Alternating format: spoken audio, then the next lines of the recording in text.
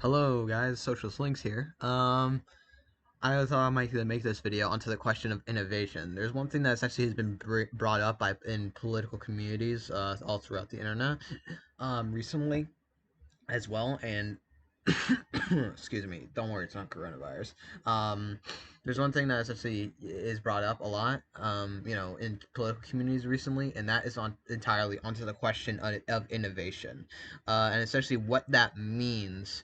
Or like essentially how innovation is essentially carried out, the entirety of the question of what is innovation and how is innovation essentially carried out within the economic system of today, and like what usually brings innovation in the first place. So I thought I'd just make this video today because there's essentially a lot of misconceptions from capitalists, kind of like about innovation, and essentially how it's essentially run, and how innovation is actually be brought into our economics of today, and how there's multiple ways to bring innovation, as there always has been, historically, and materialistically today. So I thought I might make this video to basically answer the question of innovation, um, how innovation is brought out, and to just to basically just clear up the misconceptions of of innovation, or what brings innovation in the first place. So without further ado, let's get started. So first off, when we essentially talk about innovation, we have to essentially talk about what is innovation in the first place. Um, you know, if we're essentially going to try and define innovation, innovation is an innovation. Is entirely of an idea or kind of an invention, are kind of like that is beneficial to society, or essentially is beneficial to entirely of production distribution, essentially made within society to distribute to individuals or to the masses entirely, or that essentially creates entirely of a new productive force, or not a new productive force, but like creates entirely of new, like kind of like production in a like essentially invention, that is basically popularizes and helps out with entirely within society as well. Um, Taking for example, let's say I invent kind of like a widget, or at least kind of like a widget that essentially makes your coffee or something like that, or like a game console that make your coffee or something like that. That's essentially kind of like innovation. You could play games and like make coffee at the same time, even though that's most likely not gonna happen. And if it does, then that would be very impressive. But like, yeah, that's innovation. Um, and that is essentially kind of like an understanding of innovation. It's entirely, yeah, I bet he's out there bringing something new, that is essentially beneficial within society in some form of light. Which essentially we'll get into on how this is essentially brought up, or the argument that capitalists will make about innovation entirely, economically within our society today. That essentially I'd say is just absolutely not true. So yes, let's move on. An argument capitalists would like to make, or essentially capitalists essentially like misunderstand about innovation, is that they would basically say, because of the entire innovation, and like is that upon that definition of innovation in the first place, this innovation is only carried out through the entirety of the will of the free market and markets in general, that carry out these very innovations and innovative forces within society, and it cannot essentially be done by individuals or collectives, because they either have apparently historically failed, or essentially, yeah, it just cannot be brought up, because apparently the state, the evil state, essentially stops that from happening in the first place. Um, which is, or like the government, my big government, essentially stops that from happening, and the government essentially seeks to stop entirely of progress or innovation in the first place, which I would say is entirely not true at all. And I guess here's why.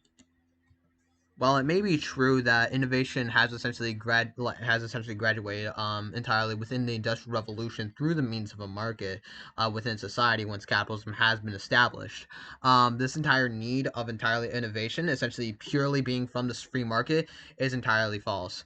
And you can essentially look at this entirely onto like the statistics of like the healthcare system, economic, like products, and the entirety of like innovative products and productive forces within various social democratic countries all throughout Europe that essentially has brought innovation into the modern day by inventing various engines, tools, production lines, mass lines, healthcare machines, healthcare quality, and all these entire functions without the kind of means of a free market. They are able to do this not entirely of the market exactly being free, but entirely of regulation from the government and even bringing innovation entirely to government. And we can even see this historically as well during FDR, where they brought Social Security and essentially a backup for entire families that essentially is facing hardship during the Great Depression. That is even still around today. That is helping families throughout. The problem is that the entirety of like the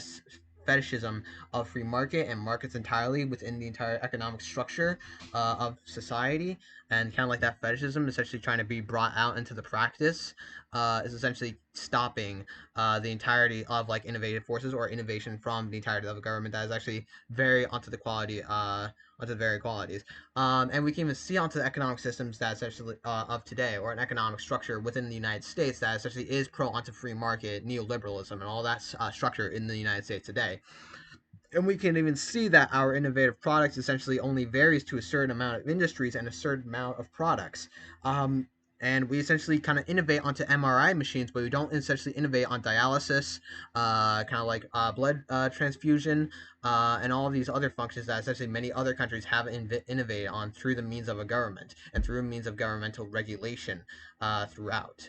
And this is not only essentially brought by this is not essentially already like brought by kind of like neoliberalism, but even brought up from social democracies. That essentially brought up. Again, I'm not even promoting onto social democracies. It's just a fact that like entirely of government can like bring onto the innovation rather than just by means of a business or a free market. Um, and even then, we can even see historically onto modern day when we compare the United States to a country like Canada, maybe Norway, Sweden, Germany, and even France. Majority of entire leading countries of Europe, majority of the leading countries all throughout the world, essentially has more of a productivity of innovation compared to the United States through the means of governmental innovation than by means of a free market. And we can even see this in past quote unquote socialist countries of like that broad innovation, which brings me further to my next point on innovation in many sources, even by American sources like Scientific American and various other sources as well, basically showing that like Sweden and Norway and like Denmark and Germany and France and majority of the leading countries all throughout the world, except really for the United States, is essentially have innovation of products, healthcare, uh, like production for use, exchange, production for exchange value, etc. Essentially, is innovating more throughout the entirety of their economic structures like compared to the United States, that is not innovating as much entirely within its confines by the means of just a free market. But even then, there's even other sources that is even looking onto quote unquote these socialist countries that essentially has actually more innovation now than compare onto like capitalist countries as we see of today, even social democratic countries. Um, Again, I put the quote unquote socialist countries on there because these essentially countries or like socialism hasn't even really existed yet. And the entirety of like the socialist country that they're talking about, really, that could be classified as a workers' state in a way, was really the Soviet Union, but even then stopped being a workers' state or like essentially became a degenerate worker state by 1925, and then became state capitalist by 1932. So what I'm going to basically say here is that even these state capitalist countries, not even social democracies, but even state capitalist countries, with entirely a planned economy, but by means of a bourgeois class or an abstract class leading onto the production forces, but with a means of distribution of a planned economy, with throughout the entirety of the state. So what we essentially understand here is that these kind of innovations essentially did bring onto many forms for the entirety and like innovations, and even then. Um, has brought a lot of production uses and entirely of like uses entirely throughout the entirety of the world. Um, And even then, we can even see on like entirely like astronauts, satellites, spaceships, and all throughout these entire functions were entirely made by these state capitalist countries, and even then was entirely planned with an input and then an output, and through the automate and like through in computing planning, and essentially planning from entirely of like production or distribution, essentially we're able to basically produce something that essentially will benefit entirely of the people themselves, especially when these kind of governmental programs was essentially made to face onto other people's needs as well as a governmental program entirely. This is what brings entirely of innovation within this entirely does what brings innovation within these state capitalist countries even better than ones of social democracy or neoliberalism, was the fact that essentially they were able to essentially have a planned economy based onto like a base just have a planned economy in general, where essentially that planned economy was based onto like the planning of distribution to the people themselves instead of relying onto an anarchic or spontaneous market system that essentially didn't bring any kind of like structure within the entirety of the proletariat or kind of like even the people within it, other than just by its own like chaos in itself. Of course, these entire state capitalist countries were entirely authoritarian and did like essentially use bureaucratic means entirely to usurp on the politics. But even then, when we can look onto their economic progress, their innovative progress, and essentially they did all these things. The first satellite was essentially constructed by the Soviet Union, even when it essentially even when it fell into state capitalism. They were one of the first people to essentially put the man in space, put the dog in space, and all these essentially like innovative structures that is completely revolutionary during that time. Um, and even then, they essentially developed various softwares and various computing technology that essentially is even still revolutionary to this day, and essentially created weapons that essentially is again still very innovative and even revolutionary to this day. Revolutionary, keep in mind, not a literal revolution, but kind of like a rapid change of production and entirely of distribution, and kind of like the change of society, innovation in a way. Um, they were able to do all these things entirely based onto the means of not of a regulated market or a free market. Like they usurped that. They essentially changed that structure. They changed that rule and essentially created onto a planned economy, and that entirely even worked further on. Of course, this was entirely controlled by the bourgeoisie, and it did entirely oppress its own working class. And even then, the political structure, the political system, also even then, was very bureaucratic and wasn't really democratic onto the consideration of the people. But you cannot essentially deny the entirety of the progress and the entirety of the products that was essentially made during this time that essentially did bring onto a life for these people. So here's one thing that essentially we have to understand.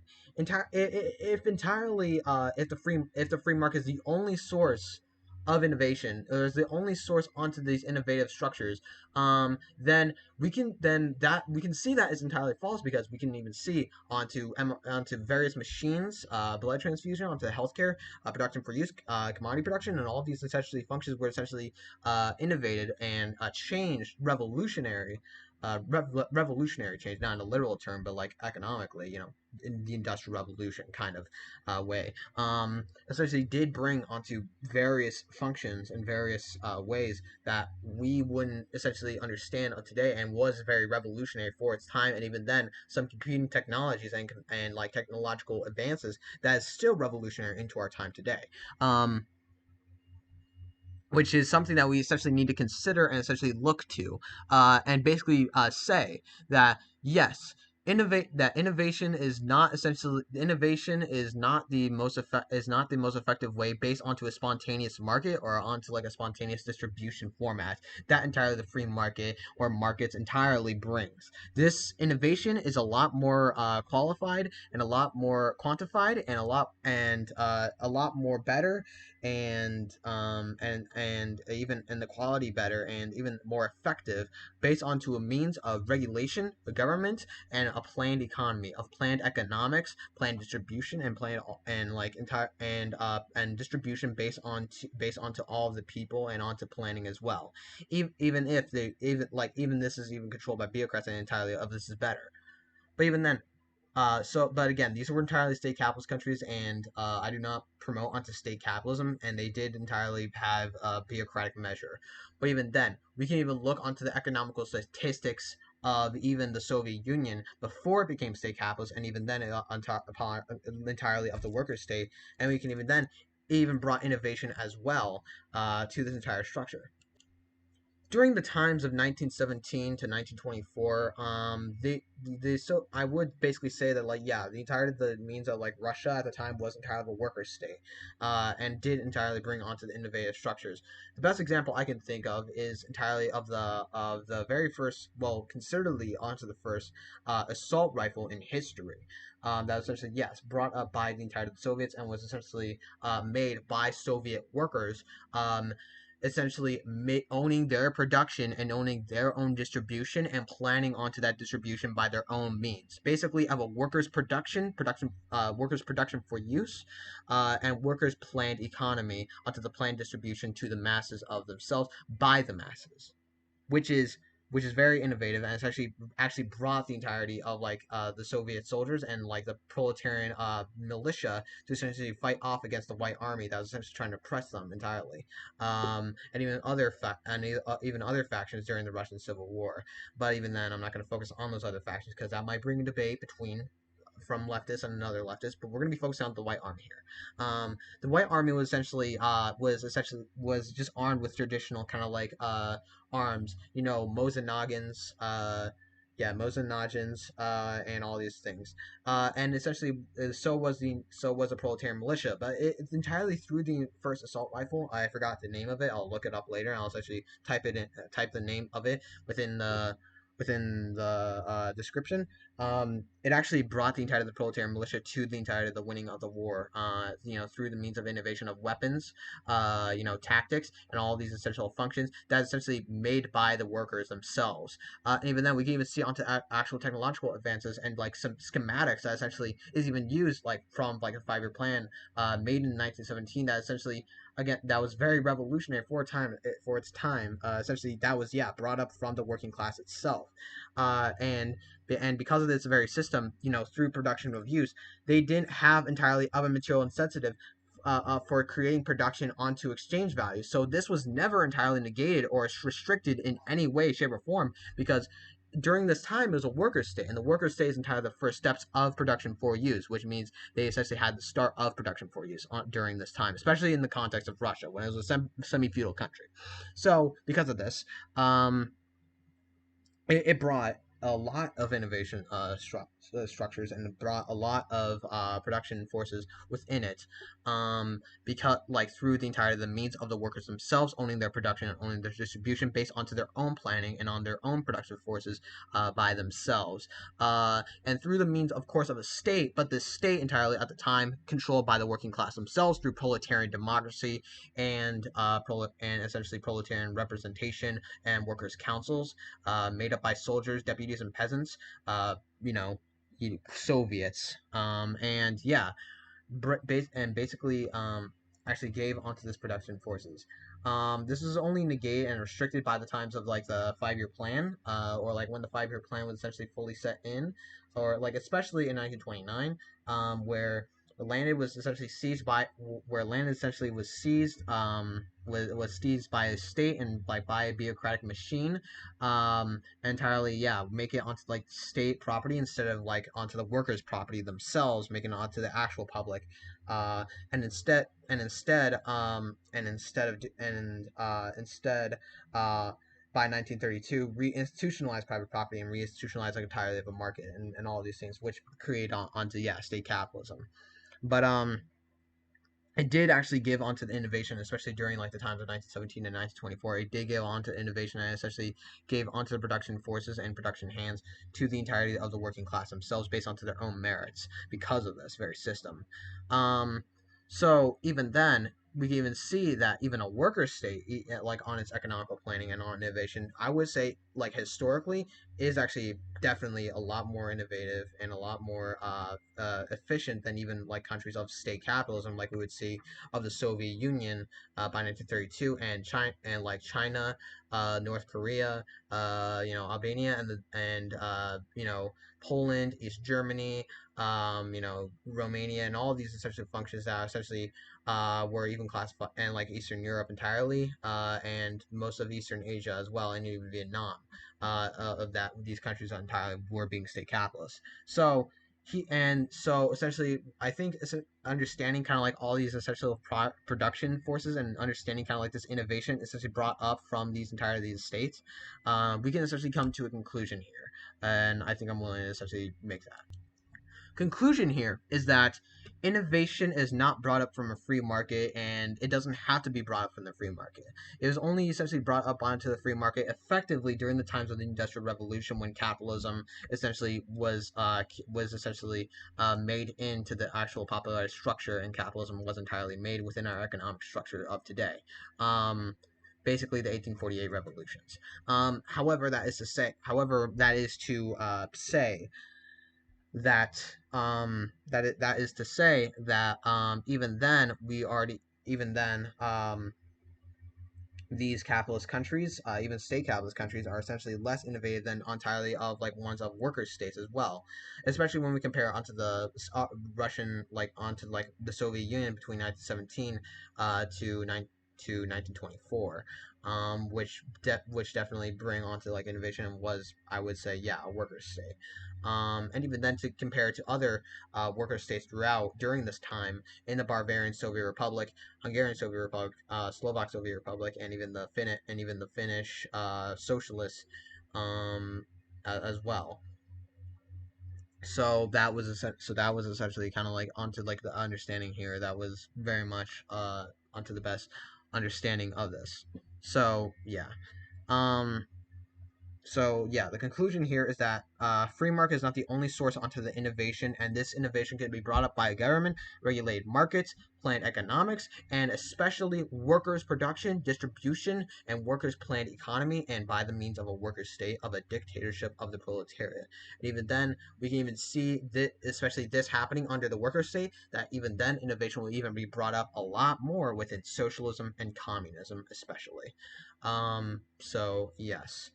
Thank you for watching this video. If you liked it, then hit the like button down below. I very much appreciate it. If you're new to my channel, hit the subscribe button. I would also really appreciate that. And yeah. Thank you for watching this video. And yeah, Socialist Links is out.